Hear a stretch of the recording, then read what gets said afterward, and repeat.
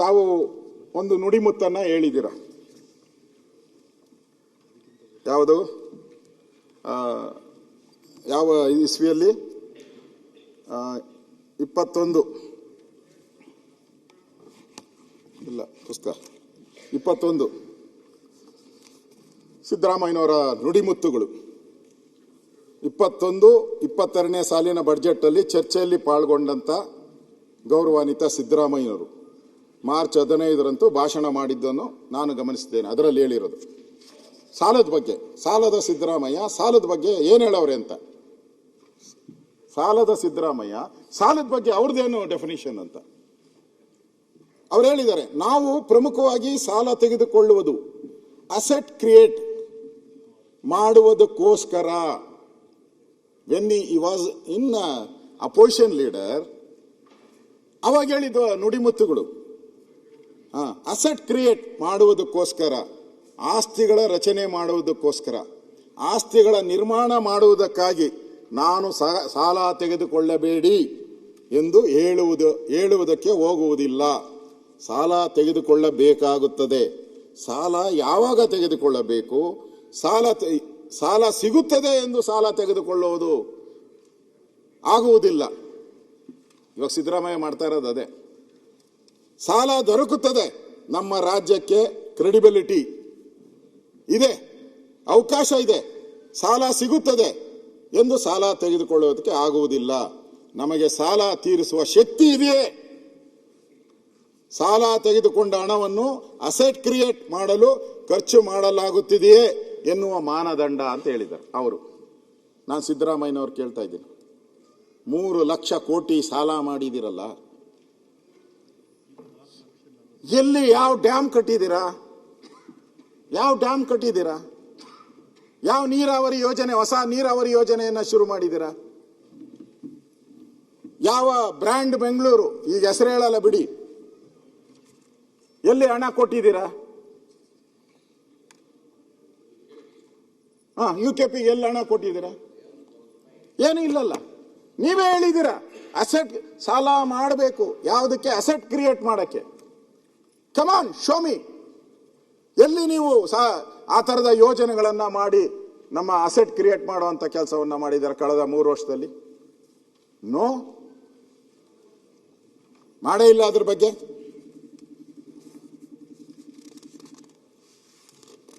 ಇವತ್ತು ನಾನು ತಾವು ಹೇಳಿರೋಂಥ ಸ್ಪೀಚ್ ಕಾಪಿನೇ ಇಲ್ಲೇ ಇದೆ. ಅದರದ್ದು ಅಸೆಂಬ್ಲಿಯಲ್ಲಿ ಇರೋ ಸ್ಪೀಚ್ ಕಾಪಿ ಅವರೇ ಹೇಳಿರೋದು. ಯಾಕಂದ್ರೆ ನಾನು ಅದು ಓದಿದೆ, ಕಾಪಿ ಇಲ್ಲಿದೆ. ಇದು ಇವತ್ತು ರಾಜ್ಯದ ಮುಖ್ಯಮಂತ್ರಿ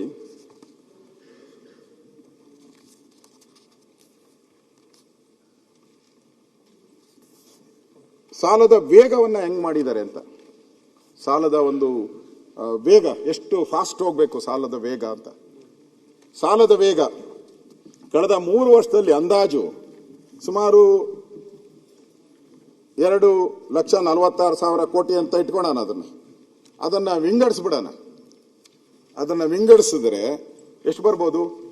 ಪ್ರತಿ ವರ್ಷಕ್ಕೆ 82,000 ಕೋಟಿ ಸಾಲ ಪ್ರತಿ ವರ್ಷ ಅಂದಾಜು. ಪ್ರತಿ ತಿಂಗಳು 6,833.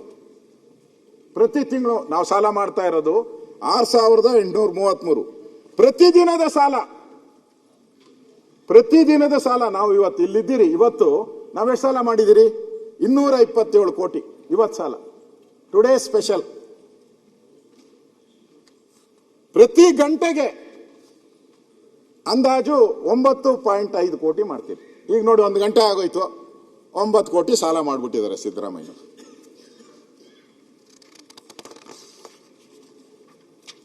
ಇವತ್ತು ನಾವು ಬಡ್ಡಿ ಕಟ್ತಾ ಇರೋದೇ 45,600 ಕೋಟಿ ದಾಟ್ತಿದೆ. ಅಲ್ಲ, ಈಗ ಅದನ್ನೇ ಹೇಳ್ತಾ ಇರೋದು. ಪ್ರತಿದಿನ ಕಟ್ಟುವ ಬಡ್ಡಿ, ಅವಾಗ ಲೆಕ್ಕ ಮಾಡಿದ್ದು, ಪ್ರತಿದಿನ ಬಡ್ಡಿ ಕಟ್ಟೋದು ನಾವು 125 ಕೋಟಿ ಪ್ರತಿದಿನ. ಪ್ರತಿ ಗಂಟೆಗೆ ಕಟ್ಟೋದು 5.2 ಕೋಟಿ. ನಾನು ಹೇಳೋ ಅಂಥದ್ದು, ಇಲ್ಲಿ ಬಂಡವಾಳ ಸೃಷ್ಟಿ ಮಾಡೋದಕ್ಕಿಂತನೂ ಕೂಡ ನಾವು ಒಂದು ಕಡೆ ಫ್ರೀ ಕೊಡಬೇಡ ಅಂತ ಹೇಳಲ್ಲ, ಎಷ್ಟಾನ ಕೊಟ್ಕೊಳ್ಳಿ, ನಮ್ದೇನು ಅಬ್ಜೆಕ್ಷನ್ ಇಲ್ಲ. ಈ ಬಡ್ಡಿ ಕಟ್ಟಕ್ಕೆ ಹೋಗ್ತಾ ಇದೆ. 2013ರಲ್ಲಿ ಸಿದ್ದರಾಮಯ್ಯನವರು 2013ರಲ್ಲಿ ಅವರು ಕನ್ನಡಿಗರ ಮೇಲೆ ಇದ್ದಂಥ ಸಾಲ 19,000 ಒಬ್ಬರ ತಲೆ ಮೇಲೆ 19,000 ಸಾಲ ಆಯಿತು ಒಬ್ಬರ ತಲೆ ಮೇಲೆ. ಮಾರ್ಚ್ 26ಕ್ಕೆ ಒಬ್ಬ ಕನ್ನಡಿಗನ ಮೇಲೆ 1,12,400. ಅವಾಗೂ ಸಿದ್ದರಾಮಯ್ಯ, ಈಗಲೂ ಸಿದ್ದರಾಮಯ್ಯ ಈತ ಸಾಲ ಮಾತ್ರ ಏರಿಸ್ತಾನೆ ಇದೆ. ಸಿದ್ದರಾಮಯ್ಯ ಇಳಿಸ್ಬೇಕಾಯ್ತು ಸಾಲ ಹಿಂಗೆ ಕೆಳಕ್ಕೆ, ಆದರೆ ಸಿದ್ದರಾಮಯ್ಯ ಸಾಲನ ಏರಿಸ್ಬಿಟ್ಟಿದ್ದಾರೆ ಇವತ್ತು. ಅಷ್ಟು ಸಾಲ ಇವತ್ತು. ಅಂದ್ರೆ ನಾವು ರಾಜ್ಯದ GDP ಅದರದ್ದು ಈಗ ನಾವು 24 ಪಾಯಿಂಟ್ ಬಾರ್ಡರ್ ತಂದು ತೋರಿಸ್ಬಿಟ್ಟಿದ್ದಾರೆ. 95 ಹಂಗೆ ತಂದು ತೋರಿಸ್ಬಿಟ್ಟಿದ್ದಾರೆ. ಇದನ್ನ ನಾನು ಹೇಳುವಂಥದ್ದು, ಸನ್ಮಾನ್ಯ ಅಧ್ಯಕ್ಷರೇ, ಇಷ್ಟೆಲ್ಲ ಸಾಲ ಮಾಡಿದಿರಲ್ಲ, ಈಗ ಇದರಲ್ಲೂ ಡಿಫಿಷಿಯೆಂಟ್ ತೋರಿಸಿದ್ದಾರೆ. ಎಷ್ಟು ಕೊನೆಯಲ್ಲಿ ತೋರಿಸಿರುವಂಥದ್ದು ಸಾಲ, ಫಿಸಿಕಲ್ ಡಿಫಿಷಿಯೆಂಟ್ ತೋರಿಸಿದ್ದಾರೆ. ಅವ್ರು ಯಾವ್ದಾವ್ದು ಬಿಟ್ಟಿದ್ದಾರೆ ಅಂತ ನಾನು ಹೇಳ್ತೀನಿ. ಈಗ ಸಾಲ ಸಿದ್ದರಾಮಯ್ಯನವ್ರು ಹೇಳ್ತಾರೆ, ನಾನು ಎಲ್ಲಾನು ಮಾಡಿರೋ ಅಂಥದ್ದು ಅಭಿವೃದ್ಧಿಗೋಸ್ಕರ. ನಾನು ಈ ಸರ್ಕಾರದ ಸಾಲದ ಕೂಪದಲ್ಲಿ ನಾನು ಬಿಡಲ್ಲ. ನಾನು ತೋರಿಸ್ತಾ ಇರೋ ನಂಬರ್ ಏನಿದೆ, ಮ್ಯಾಜಿಕ್ ನಂಬರು 2.95. ಅಲ್ಲ ಇವಾಗ ಹೇಳ್ತಾ ಇರೋದು ಅವ್ರು ಹೇಳ್ತಾ ಇರೋದು 2.95 ಹೇಳ್ತಾ ಇದ್ದಾರೆ. ಇದು ಫಿಸಿಕಲ್ ಡೆಫಿಸಿಟ್ ಅದನ್ನ ಸರ್, ಫಿಸಿಕಲ್ ಡೆಫಿಸಿಟ್ 2 ವರ್ಷದಲ್ಲಿ ನೀವು ಟಚ್ ಮಾಡಿಬಿಟ್ಟಿರಿ, 3% ಮುಟ್ಬಿಟ್ಟಿದೆ. ಇರ್ಲಿ ಅದು ಆಮೇಲೆ ಹೇಳ್ತೀನಿ. ಸರ್, ನಿಮ್ಮ ಬಗ್ಗೆ ಮಾತಾಡ್ತಾ ಇದ್ದೇವೆ ಸರ್. 4.4 ಸರ್, ನಿಮ್ಮ ಬಗ್ಗೆ ಮಾತಾಡ್ತಾ ಇದ್ದೇವೆ ಇವತ್ತು. ನೀವು 3% ಮುಟ್ಟಿ ಬಿಟ್ಟಿರಿ. ಅಲ್ಲ, 5ರವರೆಗೂ ಅವಕಾಶ ಇದೆ. ಏನು ಮುಟ್ಟಬಾರ್ದಿತ್ತು, ಏನು ಲಕ್ಷ್ಮಣ್ ರೇಖೆ ನಾವು ದಾಟಬಾರ್ದಾಗಿತ್ತು, ಅದನ್ನು ದಾಟ. ಅಲ್ಲ, 5ರವರೆಗೂ ಅವಕಾಶ ಇದೆ. ಕೇಂದ್ರದ ಎಷ್ಟು ಗೊತ್ತಾ? ಅಲ್ಲ, 5ರವರೆಗೂ 4.4. ಅಲ್ಲ, ಅವ್ರಿಗೆ 5ರ ತನಕ ಅವಕಾಶ ಇದೆ. ಅವ್ರಿಗೆ ಅವಕಾಶ, ನಮ್ಗೆ ಅವಕಾಶ ಇಲ್ವಾ? ನಿಮ್ಗಿಲ್ಲ. ನಿಮ್ಗಿಲ್ಲ. ಫಿಸಿಕಲ್ ರೆಸ್ಪಾನ್ಸಿಬಿಲಿಟಿ ಆಕ್ಟ್ ಏನು ಓದಿದ್ದೀರಾ? FRMB ಏನ್ ಹೇಳ್ತದೆ? ಫೈನಾನ್ಸ್ ಕಮಿಷನ್ ಏನ್ ಹೇಳ್ತದೆ? 3% ದಾಟಬೇಡ್ರಿ ಅಂತ ಹೇಳ್ತದೆ. 3%. ಅಯ್ಯೋ, GSDP ಫಿಗರ್ ಕುಕಪ್ ಮಾಡಿ 3% ಮುಟ್ಟಿದ್ದಾರೆ. 2 ವರ್ಷ, ಈ ವರ್ಷನ 20 ಆಕ್ಚುಯಲ್ ಫಿಗರ್ಸ್ ತೆಗೆದು ನೋಡಿ. 24-25 ಆಕ್ಚುಯಲ್ ಫಿಗರ್ಸ್ ತೆಗೆದು ನೋಡಿ. 3% ಮುಟ್ಟಿದ್ದಾರೆ. 2.94 ಸರ್, ಆಕ್ಚುಯಲ್ ಫಿಗರ್ಸ್ ತೆಗೆದು. ಆಯ್ತು, ನಾವು ಉತ್ತರ ಕೊಡುವಾಗ ಹೇಳ್ತೀನಿ. ಸನ್ಮಾನ್ಯ ಅಧ್ಯಕ್ಷರೇ, ಈ ವರ್ಷದ್ದೂ ಕೂಡ ನಾನು ಹೇಳ್ದಲ್ಲ, ಮ್ಯಾಜಿಕ್ ನಂಬರ್ನ ತಂದಿದ್ದಾರೆ ಅಲ್ಲಿಗೆ. ಈ ವರ್ಷ ಏನು ಡಿಫಿಷಿಯೇಟ್ ಬಡ್ಜೆಟ್ ಮಾಡಿದ್ದಾರೆ ಅದನ್ನ ನಾವು ತಗೊಳ್ಬಿಟ್ರೆ ಈ 2.94 ಇರೋದು ಅದು 3 ದಾಟಿ ಹೊರಟೋಗ್ತೈತೆ ಅದು. ಮತ್ತೆ ಇವರು ಇಷ್ಟೆಲ್ಲ ನಾನು ಸಾಲ ಮಾಡಿದ್ರೂ ಕೂಡ ನಾನು ಎಲ್ಲ ಇನ್ನ ಲಿಮಿಟೆಡ್. ಇವ್ರು ಏನೇನು ಕೊಡಬೇಕಾಗಿರೋದು, ರಾಜ್ಯದ ಜನತೆಗೆ ಏನೇನು ಕೊಡಬೇಕಾಗಿರೋದು, ರಾಜ್ಯದ ಗುತ್ತಿಗೆದಾರರ ಸಂಘ 38,000 ಕೋಟಿ ಕೊಡಬೇಕಾಗಿರೋದು. ಇವರು ಎಸ್ಕಾಂಗಳಿಗೆ ಕೊಡಬೇಕಾಗಿರೋದು 12,500 ಕೋಟಿ ಬಾಕಿ. ಎಸ್ಕಾಂಗಳಿಗೆ ಹೊಸ ನೇಮಕಾತಿಗೆ ಕೊಡಬೇಕಾಗಿರೋ ಬಾಕಿ ಕನಿಷ್ಠ 10,000 ಕೋಟಿ ಬಾಕಿ. ಗೃಹಲಕ್ಷ್ಮಿ ಯೋಜನೆಗೆ 2 ತಿಂಗಳು ನಾಪತ್ತೆ 5,000 ಕೋಟಿ ಕೊಡಬೇಕು. ನಮಗೆಲ್ಲ ತಿಂಗಳಲ್ಲಿ ನಮ್ಮ ಮಕ್ಕಳಿಗೆಲ್ಲ ನಾವೇನು ಹೇಳ್ಕೊಡ್ತೀರಿ, ತಿಂಗಳಲ್ಲಿ ವರ್ಷದಲ್ಲಿ 12 ತಿಂಗಳಿದೆ ಅಂತ ಹೇಳಿದ್ದೀವಿ.